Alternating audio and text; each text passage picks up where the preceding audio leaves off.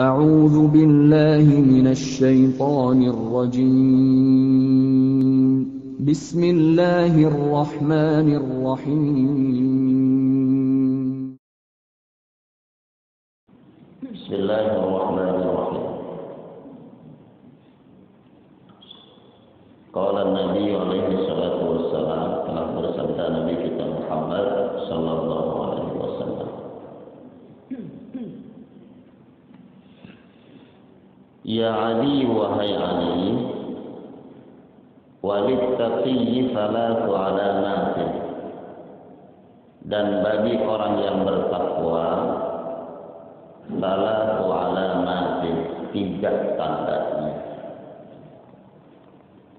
Dalam Al-Quranul Karim yang menjadi kitab suci satu-satunya bagi kita umat Islam, yang seyogianya kita jadikan sebagai pedoman hidup bagi kita agar selamat dunia sampai akhirat, ada 238 kali Allah sebutkan kata-kata takwa dalam berbagai macam bentuknya. 238 kali Allah sebutkan kata takwa dalam berbagai macam bentuknya. Kadang Allah sebutkan langsung kata takwa, seperti dalam surah Taha Allah berfirman, A'udzubillahi minasyaitonirrajim, Bismillahirrahmanirrahim, wa'mur ahlaka bis-shalati wastabir 'alaiha, la nas'aluka rizqan nahnu narzuquka wal 'aqibatu lit-taqwa. Kadang juga Allah sebutkan dalam bentuk fi'il mudhari, wa may yattaqillah yaj'al lahu makhraja wa yarzuqhu min haitsu la yahtasib. Kadang Allah sebutkan dalam bentuk fi'il amr, perintah. Dan ini sering kita dengar dalam pelaksanaan salat Jumat. Khatib mengutip ayat surah Ali Imran ayat 102, Ya ayyuhalladzina amanu taqullah. Itu bentuknya fi'il amr. Wahai orang-orang yang beriman, bertakwalah kalian kepada Allah. Jadi kata takwa banyak disebutkan oleh Allah dalam berbagai macam bentuknya. Ada sekitar 238 kali, dan ini menunjukkan betapa pentingnya takwa dalam kehidupan kita sebagai umat Nabi kita Muhammad sallallahu alaihi wasallam. Sekaligus menunjukkan bahwa keutamaan-keutamaan yang akan diperoleh juga banyak. Menjadi orang yang bertakwa akan banyak mendatangkan keutamaan, fadilah, anugerah, dan kenikmatan dari Allah Subhanahu wa taala, baik di dunia yang fana ini, terlebih-lebih di akhirat kelak yang sifatnya abadi. Di antaranya tadi yang ayatnya sudah dibacakan, dan insya Allah semua kita hafal. Usahain hafal biar bisa menjadi dorongan buat kita, biar bisa menjadi motivasi buat kita untuk selalu menjadi orang-orang yang bertakwa. Surah At-Talaq ayat 2, ayat 3, ayat 4, ayat 5 itu penjelasan dari Allah tentang keutamaan yang akan ibu bapak dapatkan kalau kita menjadi orang yang bertakwa. Maka berusahalah untuk menjadi orang yang bertakwa. Di antaranya Allah menyebutkan, A'udzubillahi minasyaitonirrajim, Bismillahirrahmanirrahim, wa may yattaqillaha yaj'al lahu makhraja wa yarzuqhu min haitsu la yahtasib wa man yatawakkal 'ala Allah fa huwa hasbuh. Ini sering kita dengar, ya. ustaz-ustazah kita, kiai kita, mubalik-mubalik kita mengutip ayat ini. Dan siapa saja yang senantiasa bertakwa. Allah gunakan redaksinya fi'lun mudhari, yadullu 'alal istimrar. Senantiasa, bukan sekarang doang jadi orang yang bertakwa, bukan kemarin doang jadi orang yang bertakwa. Kemarin, sekarang dan seterusnya. Maka anugerah yang akan Allah berikan, satu, yaj'al lahu makhraja. Jalan keluar akan Allah berikan kepada hambanya yang senantiasa berusaha menjadi orang yang bertakwa. Urusan-urusan hidupnya ada jalan keluar dari Allah. Kenapa? Karena dia bertakwa kepada Allah. Dapat masalah, dapat persoalan, dapat urusan-urusan, dapat musibah, dapat ujian, dia munajat kepada Allah, minta jalan keluar kepada Allah Subhanahu wa taala. Lewat apa? Lewat ibadah. Minta pertolongan itu lewat ibadah. Iyyaka na'budu wa iyyaka nasta'in.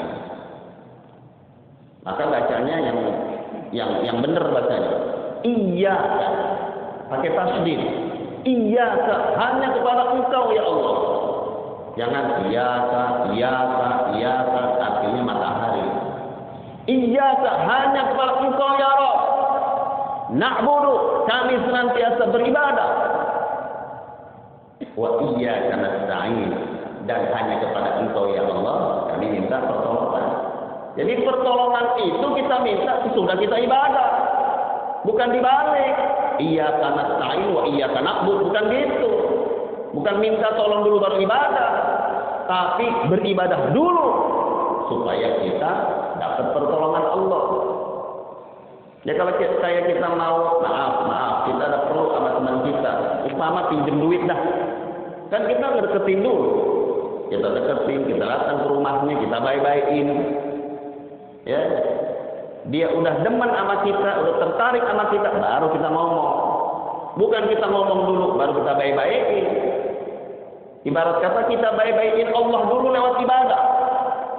Sehingga Allah berkenan untuk memberikan pertolongan kepada kita. Ibadah, baru minta tolong. Allah akan berikan jalan keluar saja. Allah berikan jalan keluar. Lah ini pandemi belum rapi-rapi nih. Bagaimana nih urusan? Perasaan saya udah ibadah, tingkatin ibadah kita kepada Allah. Banyakin baca Quran. Corona kayaknya betah banget tuh di Indonesia. Udah tahu ya? Aku udah, belum? Tahu. Kapan miladnya? Corona ada ulang tahun nih. Ya Allah, udah setahun bu. Masya Allah. Betapa lagi Allah ya. Kenapa belum pergi-pergi? Boleh jadi Allah melihat kitanya belum sungguh-sungguh. Mintanya kepada Allah lewat ibadah. Maaf, baca Quran aja, baca Quran. Umat Islam kan mayoritas di Indonesia. Coba kalau dipresentasi, yang bisa baca Quran berapa persen? Apa gara-gara corona meningkat itu? Belum tentu. Malahan mungkin banyak akan lihat WA-nya. Malahan mungkin masih banyak akan megang HP-nya ketimbang baca Quran-nya. Makanya corona masih besar. Anak-anak kagak pada sekolah. Ngapain anak-anak nggak sekolah? Dia main itu tuh. Nah, sepeda listrik tuh. Iya. Sepeda listrik 10.000, 20.000. Bapak ibunya enteng aja tuh ngeluarin duit. Tapi coba kalau ngeluarin duit buat anaknya ngaji. Ya kan? Ada yang nyungsep tuh anak. Ada yang jatuh. Tapi dibela-belain. Bayaran baca Qurannya, bayaran ngajinya, karena masih ada yang telat. Jadi sebenarnya kalau kita mau introspeksi diri, oh iya ya, musibah ini belum mau pergi, kitanya masih belum beres, kitanya masih belum sungguh-sungguh, kitanya masih belum serius mendekatkan diri kita kepada Allah Subhanahu wa taala. Dan jangan pernah berpikir untuk menyalahkan Allah. Allah bagaimana sih? Allah bagaimana sih? Introspeksi diri. Jadi orang yang senantiasa bertakwa pertama dapat jalan keluar. Yang kedua keutamaannya, kalau kita senantiasa bertakwa, wa yarzuqhu min haitsu la yahtasib. Allah berikan rezeki yang tidak diduga-duga. Dan ini sering kita alami ya, Bapak Ibu hadirin sekalian. Kita sering atau pernah deh, kita pernah ngalamin kok rezeki datang kagak kita kira-kira sebelumnya. Kita kerja nih di suatu perusahaan, kerja di kantor, gajinya setiap tanggal sekian, jumlahnya sekian, udah ditentukan. Umpama gajinya setiap tanggal 5, ya, nominalnya 5 juta. Di luar 5 juta itu kadang datang tuh rezeki yang tidak diduga-duga. Teman ngajakin ngobek ditanya, ya, itu rezeki yang tidak diduga-duga. Kalau orang itu bertakwa kepada Allah, rezeki yang tidak diduga-duga itu selalu datang kepada kita, selalu datang. Itu buah dari ketakwaan kita, Bapak Ibu. Ibu bantu suami ibu yang usaha, yang kerja dengan apa? Dengan ketakwaan ibu kepada Allah Subhanahu wa taala, sehingga rezeki yang min haitsu la yahtasib sering datang kepada kita. Jangan nungguin yang 5 juta setiap tanggal 5 itu. Itulah buah dari ketakwaan. Alhamdulillah, biar kata lagi pandemi, kita sehat dan masih bisa makan, bahkan nambah. Bukan cuma sehat, tapi nambah. Kita makan, kita nambah. Yang tadinya 3 kali, tambah dengan mindoknya. Makanya badannya pada gemuk-gemuk. Alhamdulillah, berat timbangan kita nambah terus. Padahal katanya lagi pandemi. Rizqun min haitsu la yahtasib. Allah datangkan kepada kita buah dari ketakwaan kita kepada Allah. Kemudian dalam surah At-Talaq, masih di surat yang sama, ayat 4. Allah sebutkan lagi keutamaan orang yang bertakwa.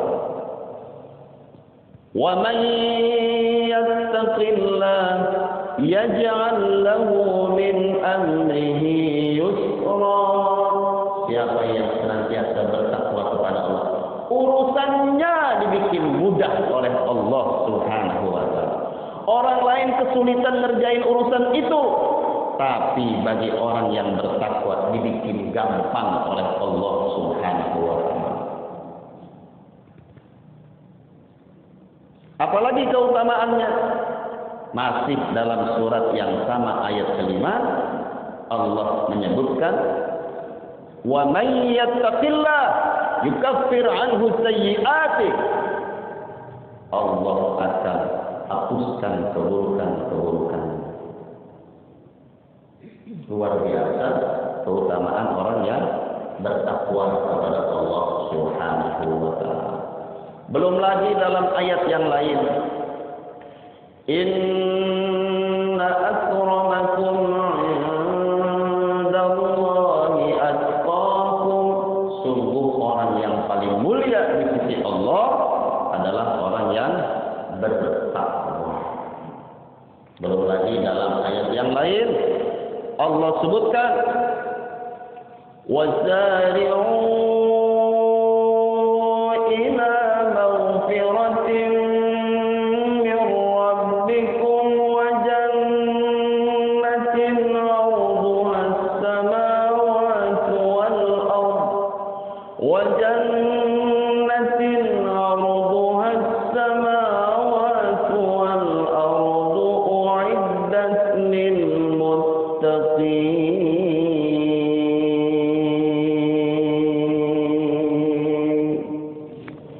dan segeralah menuju ampunan Tuhanmu, raihlah surganya yang luas, yang luasnya bagaikan luasnya langit dan bumi. Dan itu disiapkan, disediakan oleh Allah lil muttaqin, bagi hamba-hambanya yang bertakwa. Artinya Bapak Ibu hadirin rahimakumullah,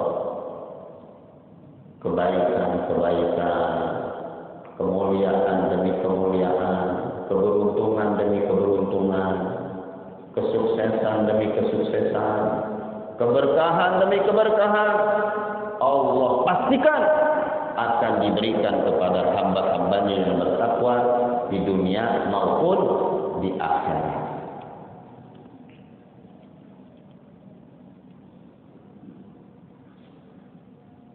Ini baru pengantar nih ya. Ini baru pengantar. Belum masuk hadisnya. Ini saya paparkan supaya kita semangat untuk jadi orang yang bertakwa. Sebab keutamaannya luar biasa hebatnya. Nah, dalam hadis disebutkan oleh Nabi, walittaqi salatu alamatin. Bagi orang yang bertakwa yang akan mendapatkan keutamaan-keutamaan yang tadi sudah disebutkan, 3 tandanya. Yang pertama, yattaqil kadzib. Yattaqil kadzib. Takut untuk berdusta. Orang yang bertakwa itu nggak mau bohong. Orang yang bertakwa itu senantiasa jujur dalam ucapan maupun tindakannya. Dan ini dicontohkan oleh Nabi kita Muhammad sallallahu alaihi wasallam. Sebelum saya lanjut, perlu disampaikan juga bahwa kata takwa itu secara bahasa artinya bisa takut. Takwa itu secara bahasa artinya takut. Takwa secara bahasa artinya waspada. Takwa secara bahasa artinya hati-hati. Ada pendapat ulama yang menyebutkan takwa itu berasal dari kata ittaqa yattaqi ittiqa'an. Ada juga pendapat dari seorang ulama Al-Quran yang bernama Al-Imam Ar-Raghib Al-Asfahani. Beliau mengungkapkan bahwa takwa itu berasal dari kata waqa yaqi wiqayatan. Waqa yaqi wiqayatan. Artinya menjaga diri dari hal-hal yang mudarat, menjaga diri dari hal-hal yang membahayakan. Nah, berangkat dari pengertian etimologis, maka ketika kita memahami hadis Nabi ini, kita memaknai kata yattaqil kadzib artinya takut untuk bersikap berkata-kata dusta, waspada dari sikap dusta, hati-hati agar tidak terjebak dalam ucapan dan perbuatan yang mengandung dusta. Orang yang bertakwa, tanda yang pertama kata Nabi, enggak mau bohong, selalu bersikap jujur sebagaimana kejujurannya Nabi kita Muhammad sallallahu alaihi wasallam. Dan ini dipraktekkan oleh para ulama generasi-generasi berikutnya sesudah Rasulullah. Seperti yang dilakukan oleh seorang ulama besar yang bernama Syekh Abdul Qadir Al-Jailani. Beliau dari kecil sudah dididik oleh orang tuanya untuk bersikap jujur. Beliau mengungkapkan pengalaman hidupnya ketika masih muda belia, berangkat dari kota suci Mekah menuju Baghdad untuk menuntut ilmu. Di tengah perjalanan, Al-Imam Syekh Abdul Qadir Al-Jailani dicegat oleh para perampok. Kisah ini populer Bapak Ibu. Kemudian ditanya oleh perampok, apa yang kau bawa? Apa yang kau punya? Wahai anak muda. Tuan Syekh Abdul Qadir menjawab, aku membawa 40 dinar. Kaget dia perampok. Bocah masih muda, sudah punya duit 40 dinar. Jangan dia bohong nih. Betul, kamu membawa 40 dinar? Betul. Dilaporkan kejadian ini kepada pimpinannya perampok. Kemudian dibawanya Tuan Syekh Abdul Qadir Jailani ke hadapan pimpinan perampok. Kata kepala perampoknya, apa betul kau membawa dinar sejumlah 40 itu? Betul. Dari siapa kau dapatkan itu? Mak saya yang bagi. Mana coba lihat? Diperlihatkan 40 dinar oleh Tuan Syekh Abdul Qadir Jailani. Sontak ini kepala perampok nangis Bapak Ibu. Kok kamu bisa jujur? Ibu saya yang ngajarin saya untuk selalu jujur. Karena kata ibu saya, dimanapun saya dan kapanpun saya berada, Allah selalu memperhatikan saya. Walau kata ibu saya kagak lihat saya bisa aja bohong. Tapi Allah senantiasa melihat saya. Nangis kepala perampok, dia langsung tobat. Dia langsung tobat, minta ampun kepada Allah Subhanahu wa taala berkat kejujuran Tuan Syekh Abdul Qadir Al-Jailani.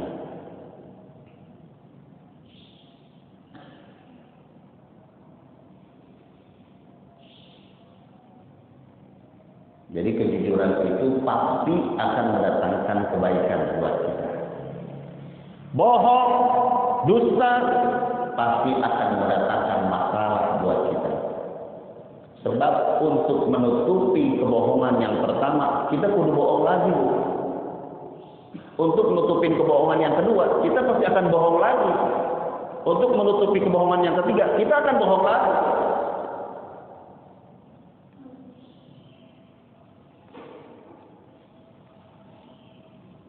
Ketemu sama teman telat. Padahal emang dari rumahnya telat. Tanya temannya, telat banget datang. Iya nih dari pasar satu. Padahal dari rumah. Iya nih dari pasar satu. Ngapain di pasar? Tanya ketemu sama teman 2 orang. Ngapain ketemu teman? Ada obyekan 3 orang. Ya kan? Ada 3 tuh bro. Obyekan apa? Tanah di daerah Serpong 4 bohong. Ya kan? Kebohongan satu menyusul kebohongan kedua, ketiga, keempat, kelima, keenam, jauh dari rahmat Allah. Orang yang bertakwa dia akan selalu bersikap jujur, menghindari dusta. Para wali, para kekasih Allah, beliau mendapatkan karomah dari Allah Subhanahu wa taala karena ketakwaannya, dan ketakwaan itu berhasil beliau capai di antara sebabnya karena beliau selalu menjaga kebiasaan jujur dalam setiap tindakan maupun ucapan. Jauh rasanya kita menjadi waliullah kalau masih suka berdusta. Paling banter jadi wali murid. Paling banter. Ya Allah. Cita-cita jadi wali, tapi bohong mulu itu jauh. Sebab tanda kewalian adalah senantiasa jujur, kapanpun dan dimanapun berada. Sebab kejujuran akan mengantarkan seseorang kepada derajat takwa, yang ketakwaan itu akan membuahkan hasil berupa karomah, kemuliaan dari Allah Subhanahu wa taala.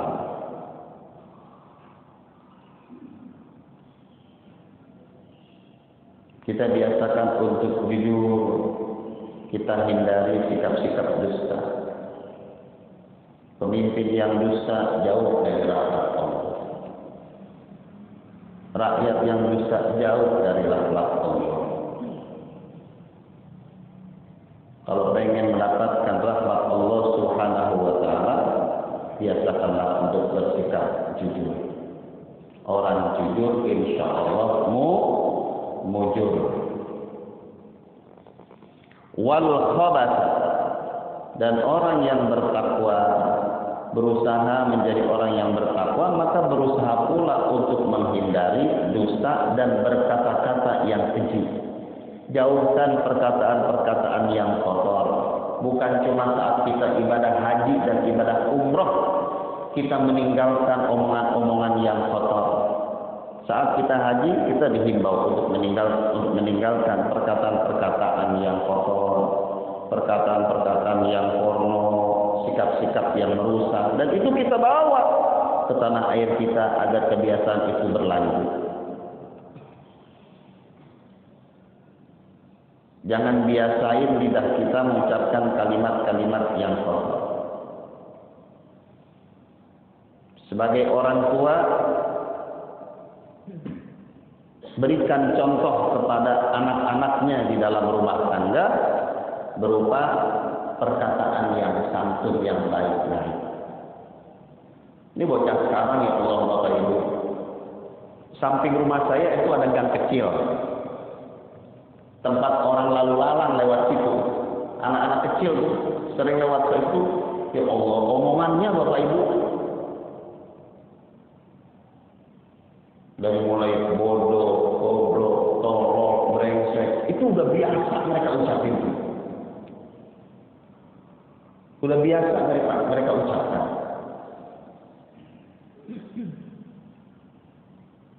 Maka kita di dalam rumah tangga kita biasain. Hindari kalimat-kalimat yang kurang sopan. Kemudian wajali tasyarri. Orang yang bertakwa tandanya wajali tasyarri.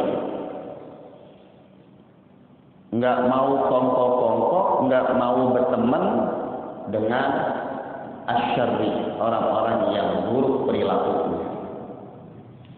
Jadi jangan berteman sama orang yang buruk perilakunya. Jangan sampai orang yang makan nangka, kita yang kena getahnya. Ada seorang ibu lapor, anaknya ketangkap polisi. Akhirnya ngedekam di dalam penjara. Karena dianggap ikut-ikutan atau make narkoba. Ikut-ikutan make narkoba. Akhirnya si bapak, si ibu ini kudu nebus 20 juta. Padahal si bocah ini nggak pakai narkoba. Tapi karena ketangkepnya lagi kongkok-kongkok bareng teman-temannya yang kecanduan narkoba, ikut kena getah. Karena berteman dengan orang yang berperilaku buruk. Akhirnya kita kedapatan buruknya. Berteman dengan orang-orang soleh, dengan kiai, dengan ustaz, dengan habaib. Kita berteman sama tukang minyak wangi, insya Allah kita dapat wanginya. Berteman dengan orang-orang yang soleh, indah hidup kita. Sebab teman-teman yang soleh, kelak di yaumil kiamat akan memberikan syafaat buat kita. Bisa bantuin kita Bapak Ibu teman yang soleh. Maka banyak-banyaklah berteman dengan teman-teman yang soleh. Di mana kita dapatkan? Di majelis ilmu.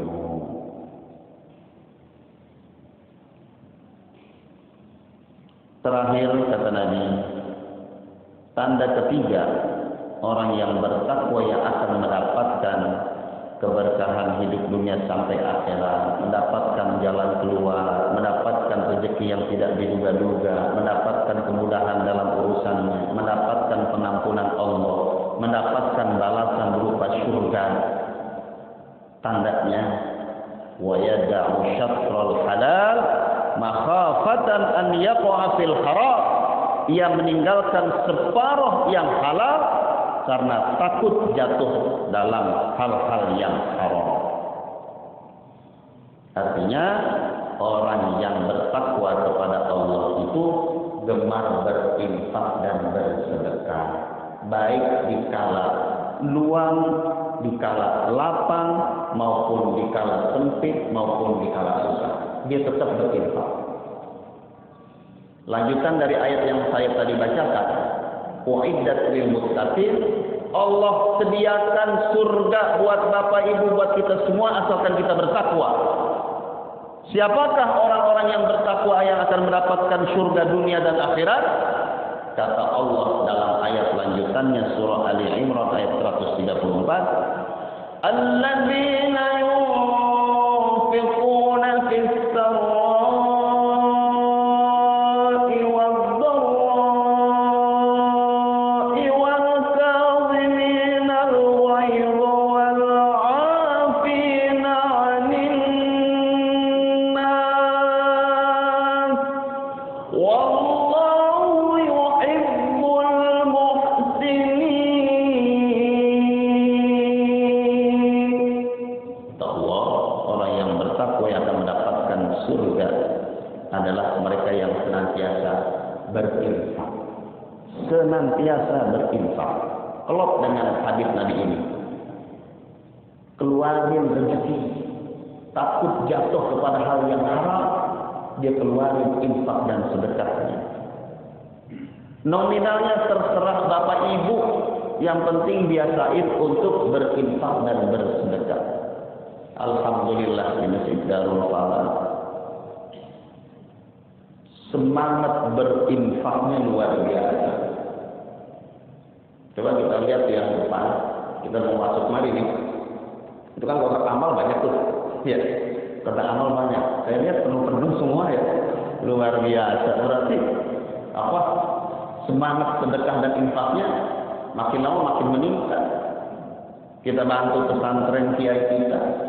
Kita bantu program Masjid Darul Falah. Bikin berkah hidup kita. Ya Allah. Gemar berinfak.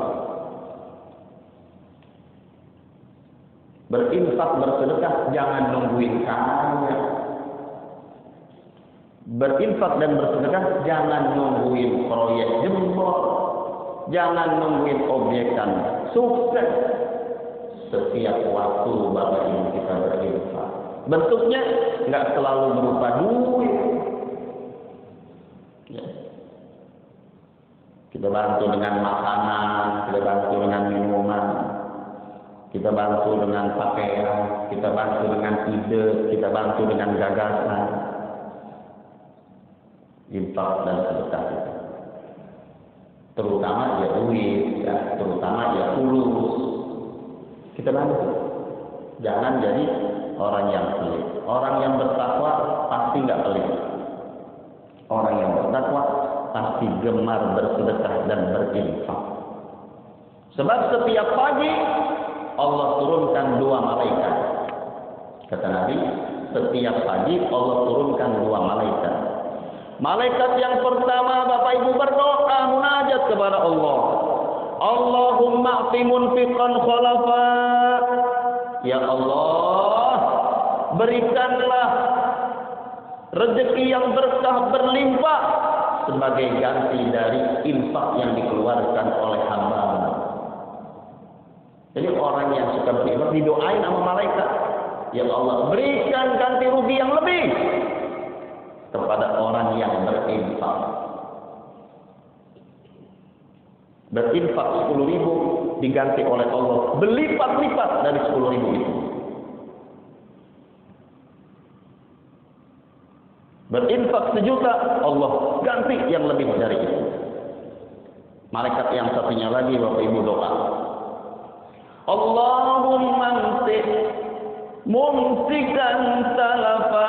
Allahumma mumsikan talafa. Ya Allah, berikanlah kebangkrutan kepada orang yang pelit bin bakir, bin kikir, bin pantat kuning, bin buntut kacir. Sampai hafal tuh malaikat nama-nama pelit. Ya Allah, saking bergetan. Ya Allah.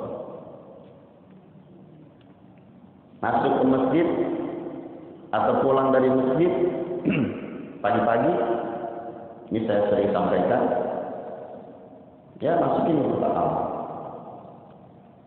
Gak usah banyak-banyak tuh, depan kotak amal ada 5 ya. 100.000, 200.000, 300.000, 400.000. Ya Allah.